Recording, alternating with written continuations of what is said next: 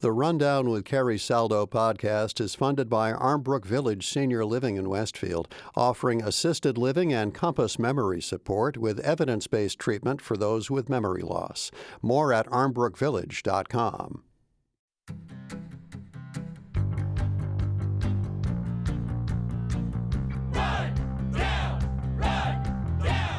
This is The Rundown, your weekly news and review from Western Mass.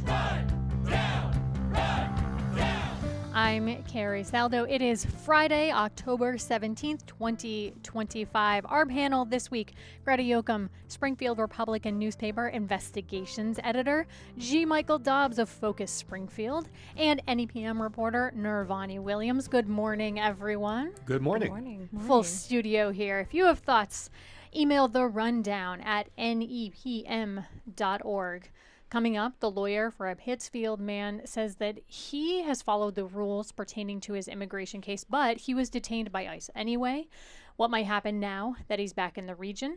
And later, could a pilot program that will pay for used NIPS bottles be the beginning of a bigger trend? But first, what we know about why fewer children are being vaccinated. This is a story that NEPM's Karen Brown took a look at, as well as Greta Jochem from the Springfield Republican, both reporting on this issue recently. A headline on Karen's story: some Western Mass schools fall far behind on childhood vaccines, posing challenge to districts.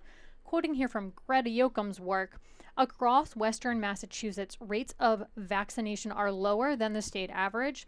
The percentage of students with at least one medical or religious exemption is higher, and so is the proportion of kindergarten students who don't have a documented exemption and still don't have all of the state-required vaccinations. Statewide, 4.1% of kindergartners last year didn't meet state vaccination requirements or have an exemption, and in Berkshire County, the rate was 9%. Franklin County was 10.6%, Hampden County was 6%, and Hampshire County was 3.8%. Greta, what are some of the reasons that you found are driving these rates? Yeah, I didn't talk directly to anyone, who wasn't deciding not to vaccinate their children, but I did read in the series that that NEPM and WGBH did, that Karen was involved with. A reporter in the eastern part of the state did talk to families, and a lot of what he found was like religious reasons for ingredients in the vaccines. But I think it's easy to see why people might be hesitant given the current sort of political climate, and given who is sort of in charge of health. The health official for this country. And you're referring to Unraveling Immunity, which is a series that NEPM did in partnership with GBH and CAI, where Adam Riley, among others, talked with people.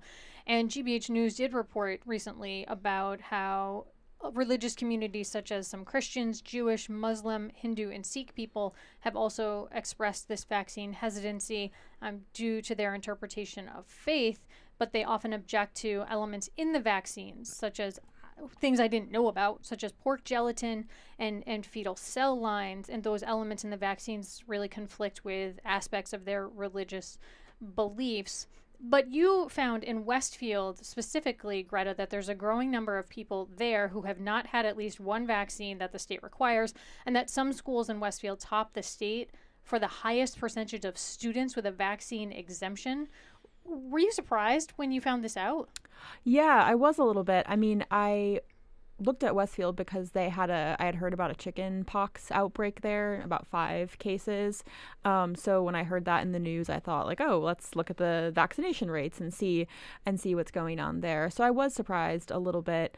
But I had read Karen's previous reporting about these rates being higher in Western Mass, just a little bit less vaccination. So in that way, I wasn't surprised. But the health officials in the school there are happy that it's, chicken pox and not something more serious like measles, which is really, the biggest concern, like a more serious disease. Mm-hmm. And Karen's recent reporting, quoting here, health experts say a community reaches herd immunity when 95% of people are vaccinated, and that means enough people are immune to measles or polio or whooping cough that a few stray germs here or there aren't really going to take hold.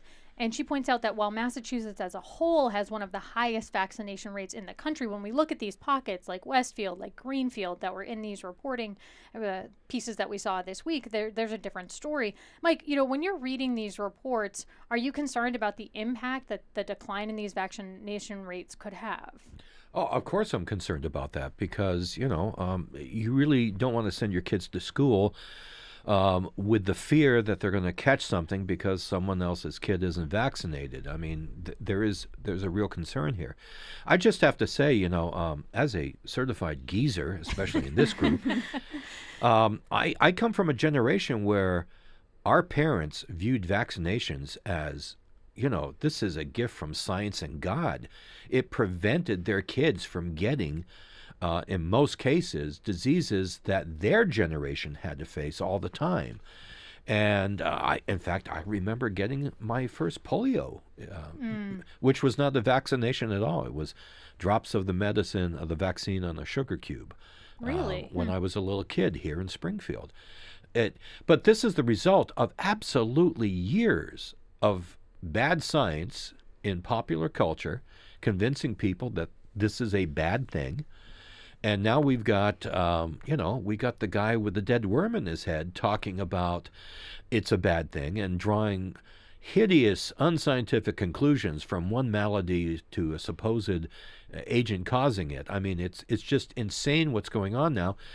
And this reporting saddens me, but it doesn't surprise me. And you're referring there to Health Secretary Robert Kennedy, who has talked about having that malady in his brain. Karen Brown pointed out in her reporting that even though vaccines are a state requirement, it's up to local school districts to enforce that mandate. I'm a parent of a kid in school. I did not know that. Thoughts, Nirvani, when you heard that from Karen, or other reactions to the reporting? Totally. I mean, to push back on you slightly, Mike. Go ahead. I do kind of understand where these families are coming from, especially immigrant families, of not maybe feeling concerned to have their kids be vaccinated because of a lot of racial elements to vaccination as well in this country. But I think that, what epidemiologist Jack Sullivan said in Karen's reporting, I think is really apt. He said that providers should focus on explaining the science of vaccines, including studies on their safety and effectiveness to parents. And I think a lot of healthcare providers have that, should prioritize that and make that information accessible, because a lot of these parents, I think, are so concerned with what's going to happen with the safety and health of their kid if they bring their kid to get vaccinated, which, my parents, and I know what you're talking about, like, everyone was very, as I was growing up, like, oh, we need to get our kids vaccinated, we need to reach herd immunity, and that's really important, but that's because they understood it and felt safe enough to go to the doctors and trust healthcare providers. I read with interest about Springfield Public Schools spokesperson Azelle Cavan saying that the school district in Springfield, which serves a large immigrant population, they're looking at people from Muslim faith, or Muslim countries, Nepal, Somalia, Africa, Vietnam, even Puerto Rico has, even a part of the United States, has a different vaccination requirement than we do. So Springfield in particular is dealing with that challenge in that education piece. Yeah. Well, clearly this will be a discussion that we're continuing to talk about here on the show, but I'm going to move us on to a new topic. Headline in the Berkshire Eagle: Judge orders release of Pittsfield man after court rules he was unlawfully detained by ICE. This story was first reported by the Boston Globe's Camilo Fonseca and then the Berkshire Eagle's Amanda Burke. Quoting the Globe here, quote, a federal judge in Boston ruled that the government illegally held a Pittsfield car mechanic originally from Brazil, according to court documents. Report goes on to say that Carlos Roberto de Andrade, 36, was released from federal custody in Plymouth on October 7th, according to his attorney, hours after a judge ruled that his detention was unlawful. The court ruled that de Andrade, who has lived in the country for 4 years, could not be removed without due process due to the terms of his parole. ICE did not immediately return a request for comment to the Globe. Other documents in the case were sealed. That is common for immigration proceedings. Nirvani, I know that you've reported on ICE detainment here in the Great Barrington area, in the Berkshires over the summer. I think it was in May. Yeah. What did you make of this? I thought, it's become increasingly more frustrating and devastating to report on these stories. I mean, especially about ICE wrongfully detaining people. I'm seeing that it's a trend, too. I was looking at some reporting that NPR nationally did back in July of this year, and at least 56,000 immigrants are being held in ICE detention, and half of the people in detention don't have criminal convictions. So that's close to 30,000 people in detention without a criminal record. And I think it is refreshing to see more protests happening around misclassifying arrests, because I have also found in my reporting that a lot of people, and I'm interested to hear what both of you think too, that a lot of people in the community in Western Mass are not standing for this. I think they're seeing that their neighbors are being detained, and there's no information at them getting detained and what's going on when they're just like sort of put in a car and taken away, and nobody knows what's happening and nobody's being told anything. So there's a lot of concern about what this kind of policing looks like, why it's happening, and how kind of violent it is. It's interesting to hear you talk about how people in Western Massachusetts are responding to this, because when we look at the election, this was a huge part of what got President Trump elected, right? Yes. His discussion about illegal immigration, his talking about a tough stance, a hard stance that he intended to take, and clearly we're seeing is taking on this. But this case in particular, this man turned himself in at the California border in 2021 after applying for asylum, and he had complied with all the requirements of his conditional parole according to court documents. And then when he visited an ICE office in Burlington for a routine check-in, was then detained. Mike, seems like this guy's following the rules, and yet still was detained. Look at what's happening across the country. There's plenty of people following the rules. There are plenty of people who want to do this legally that may have come into this country illegally, but they want to do legally. They want to be here. And by the way, we need them. We need them because this is the way our country works. We welcome people from other nations and give them a chance, and they grow and they prosper. It's very disconcerting. It's disconcerting to see what's happening in Chicago. It's disconcerting to see what's happening in Portland. I mean, protesters who are obeying all the rules, they're talking about obeying rules, are getting assaulted in really serious ways. We're not talking about a little bit of tear gas. We're talking about people who are being tackled to the ground for doing nothing other than following the rules of protest. So it's very, very frightening. Well, and it's certainly frightening for DeAndrade, who told the Berkshire Eagle that he's concerned that he might get arrested again. Now, his attorney said that he believes that that's unlikely, given the fact that ICE detaining him again while his asylum case is still pending is low, given what the federal judge did in this case, which was return him to the Berkshires. But we've mentioned a couple of times here in conversation protests, there's going to be no King's protests again across Massachusetts, specifically more than a dozen when I looked at the map here in Western Massachusetts coming up again this weekend. Greta, are you keeping an eye on that at all? We do have a reporter, I believe, who'll be out there on Saturday covering those protests. And yeah, I just wanted to say in reaction to these, the stories from the Globe, excuse me, and the Eagle, it really made me think about like how difficult it is to report on immigration right now because there's so much fear from people, understandably so, and little transparency from ICE and other, federal authorities, that it made me think of how many other people maybe have gone through something similar to this, Pittsfield man, and you're not guaranteed a lawyer either. And he did have one, which is great. So what happens, when you don't have a lawyer, and how many other people like him might be facing wrongful detainment, but afraid to talk publicly. Exactly. Yeah. Well, we will continue to follow this here on The Rundown. I'm going to take us to a quick break and a question. Will cold hard cash mean less trash in North Adams?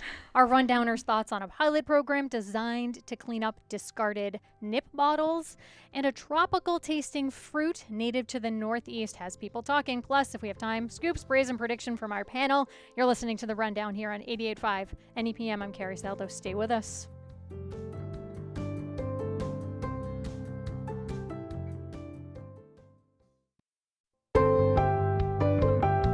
Welcome back to The Rundown here on 88.5 NEPM. I'm Carrie Saldo, joined by journalists Greta Jochem, G. Michael Dobbs, and Nirvani Williams.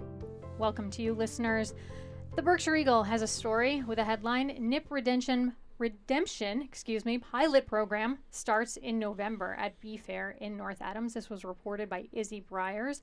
Quoting, NIP bottles, single-serve plastic bottles of spirits, are not redeemable under the state's bottle bill, but North Adams leaders, fed up with the empties that land on roadsides and sidewalks instead of in trash cans, have swooped in with an alternative, a privately funded redemption program that turns those little bottles into nickels. They raised about $1,000, so that'll mean, 20,000 or so NIPs, and that's being done in concert with B Fair, the Berkshire Family and Individual Resources Center.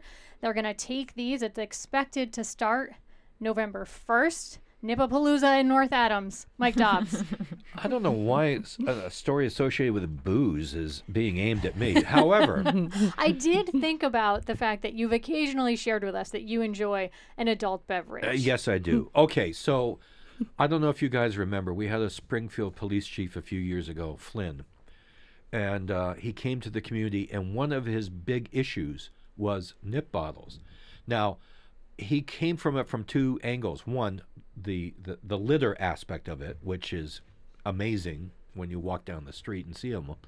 And two, he really felt that nip bottles, you only buy a nip to get drunk. Mm-hmm. And his concern was, you buy nips, you get drunk, you drive. He went so far, if I remember correctly, of even approaching the idea of banning the sale of liquor through nip bottles in the city of Springfield, looking at, so he was very concerned about this. So when I saw the email with this story, I thought this is really fascinating to take it from a different perspective, which is like the bottle bill, to put money, to put a value on it, and to see how that influences people. But this is something that has been brought up in other communities. Yeah, the North Adams Police Chief, Mark Bailey, in fact, went to City Council saying he would like to ban these, and City Council sort of pivoted and did this instead. But to your point, Mike, the Eagle reported that Massachusetts towns, including Falmouth, Newton, and Mashpee, have already banned the sale of nips, citing environmental concerns because of the trash.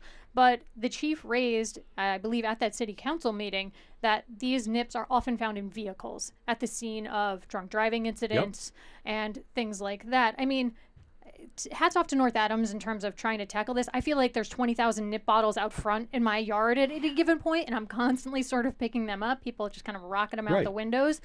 What are you two thinking, Greta and Nirvani? I thought this was interesting. I mean, I'm interested to see what results yield from the pilot program. I think it could be a great way to reduce single-use plastics in these small bottles, and like a great incentive for people to get some cold hard cash while like recycling these little things. But yeah, the other thing in this article too that I thought was interesting is that someone, like I think a resident, was like, well, this isn't going to stop people from drinking or reduce like alcoholism, and I thought that was an interesting concern as well. But I'm like, we're tackling one problem after another. I don't know, Well, the Conservation Law Foundation, to the point about tackling one problem, says that bottle return laws can help cities and communities save money. Updating the Massachusetts bottle bill, they assert, could save up to $36.5 million annually in garbage and recycling collection, gate fees going to trash redemption centers, and litter reduction programs. And it goes on to claim that it could also create new jobs. I mean, they're really optimistic about things that could happen if this bottle bill was adjusted. Greta, your thoughts on whether this pilot program is worth replicating? I would love to see it replicated in other cities and towns and hope that it works. And I felt a lot of excitement and pride reading the story. I used to live in North Adams for 2 years, and I was like, woohoo, someone's doing something positive to encourage people instead of something punitive. And that's really cool. This also got me thinking about sort of single use in general, whether it's single use plastic bags. And that got me thinking about pre-COVID, there was this huge push to get rid of those lightweight single use plastic bags. I feel like it's fallen out of favor a little bit. We saw Big Y make a huge shift to going to paper bags only, and you can buy those or use the reusable bags. But it really got me thinking about just single use in general and different ways that we might be tackling that issue. I'm going to move us on to a story that Greta Jochem reported this week with the headline, Pawpaw Fever. Meet the people in Western Mass growing a fruit you've never heard of. I had never heard of it in this context. I always thought this is sort of a tropical fruit that I heard about in the Jungle Book, but this is an entirely different animal. Greta, how did you hear about this? Yeah, I like to garden, and I was on Facebook Marketplace browsing and saw someone was in Hatfield was selling plants for this pawpaw, tree, and I looked at it and thought it was really interesting. And a coworker had actually mentioned pawpaws before as well, so that was some months back. And then I'd put it on my calendar because this is the season. We're at the tail end season of it in this area, to kind of look into it, see if I can get some fruit, because I really wanted to try it before I planted it, because it takes 5 to 7 years to fruit. So want to make sure I like it before making that investment. So when you tried it, tell us about what it's like and the texture. So it's a native fruit to the eastern part of the U.S., more popular in like Appalachia, Ohio, places like that. But it can grow here. It's like a custardy texture, a little messy, huge seeds, and it tastes sort of like pineapple, banana, mango-y, very tropical, quite it's interesting. Wild to me that I think that when you say those things, I absolutely think tropics. It's wild to me that it can grow here. Mm-hmm. Yeah. You point out that it is more popular in Appalachia, but there's quite a few people that you spoke with who are growing it in this region, and they're having success, right? They have sort of a overflow of this fruit. What are they doing with it? Yeah, people are growing it here, mostly backyard growers, more so than farmers, because it ships pretty poorly. That's the kind of the reason you don't see it in grocery stores. What happens to it? It's very, like, if you even touch it, it can kind of sort of get bruised easily, almost like a peach, but more extreme. And I think it doesn't keep very well, so you have to eat it pretty quickly. But yeah, I found plenty of people growing them. Grow Food Northampton planted about 100 a couple years ago, and then one man in Holyoke, who's a hobbyist grower, planted about 15 trees in his yard, and he's getting so much fruit from them. Almost a decade later, he's giving it away for free at the Northampton Farmers Market. Apparently, people who have eaten it find it so delicious that you linked to one person who has sort of a backyard stock of it. But she's out, and she's told people, please stop reaching out to me and do your own research as to where you could find them. So your story has plenty of comments about where people might find them. Mike Dobbs, had you heard of the native pawpaw? When I was a kid, there was a folk song about picking pawpaws in the pawpaw patch, if I remember correctly. But I always... Are you going to sing a bit of it for us this morning, Mike Dobbs? Heavens no. I would like to be asked back. No, but I always associated it with the South. The fruit that I associated it with as a Southern American thing was the persimmon. Because people in the South grew persimmons, and you heard them about growing pawpaws. And of course, persimmons now, you can buy them in stores, and it's a commercial vegetable, commercial fruit. Obviously, this isn't, although now I'm really intrigued, so I need to try it. Mm-hmm. I'm also intrigued. This sounds lovely. And I love mangoes too. So this could be a fun alternative, I don't know, to try. I was also going to ask Greta, did you have people in the newsroom try the fruit? I did. And I'm sorry that I don't have any more left to share with you guys. I fully expected a pawpaw buffet this morning. I have a lot of frozen pawpaw in my freezer to preserve it. We did have people try it in the newsroom. I thought it would be fun to get people's reactions and get other people to describe it, people who weren't just me. And it went over pretty well. Someone called it like a mango lassi, kind of that flavor. Yeah. That's awesome. And yeah, it went over pretty well. So that was really fun. So I just want to ask, you said you froze it. Yes. Now, when you freeze something like this, do you freeze them whole, or are you taking the seed out? Or are you taking the skin off?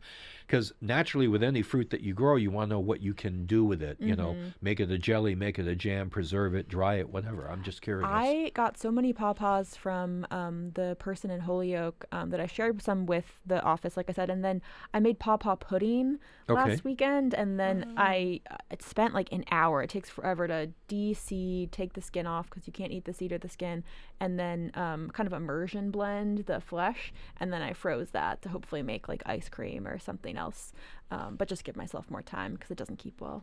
I am so excited we have apples and some other berries at my house, and I am so interested now in trying to cultivate pawpaws. And I was curious to read about the fact that in your story you said in 2022 just 35 farms in Massachusetts were growing pawpaws, according to the most recent census from the U.S. Department of Agriculture, and but people here in this region obviously have been growing them more recently. They grow well near water, and this is the part that was really interesting for me, that they survived the 2023 flood when other crops didn't, because they're higher off the ground, right? So perhaps a drought or a flood resistance factor here too. Mm-hmm. And it helps that they're high off the ground, like the fruit, whereas vegetables close to the ground, if there's a flood and they get flood water, I think that's an issue, like a health issue, where you're not able to eat or sell that fruit. Right, because they could be full of contaminants, who knows, right. Oil or gas or whatever else that water has then run through because of the flood. Dog poop that washed into the river, whatever. Yeah, all sorts of other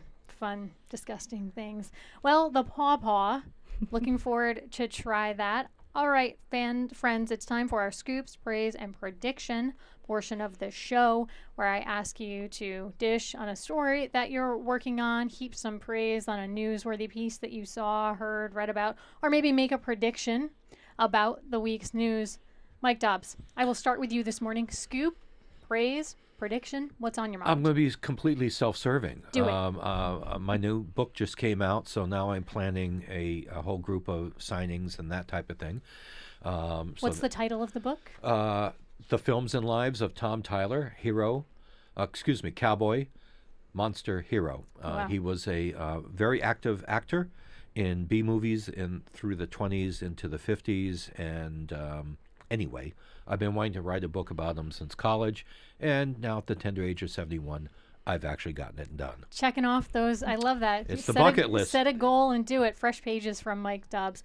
Greta Jochem, how about for you? Scoop, praise, prediction? Congratulations on the book. Thank you. I will praise my excellent coworker Jim Kenney on his recent reporting about the former Holyoke City Councilor, Wilmer Puelomoto, who is now making inquiries to the city about trying to vote in an upcoming election after he fled the country to fight for the Russian army while he was facing charges in Rhode Island. So great job, Jim, and I'm sure we'll see more reporting on that. You can check that out on the Mass Live website or the Republican e-newspaper edition if you have that. It's a fascinating and very strange story. And I believe the Secretary of State weighed in and said it probably is not a good idea, Holyoke, if you go ahead and greenlight this, because there was some question about, is this something that the city should in fact, a request that the city should in fact grant.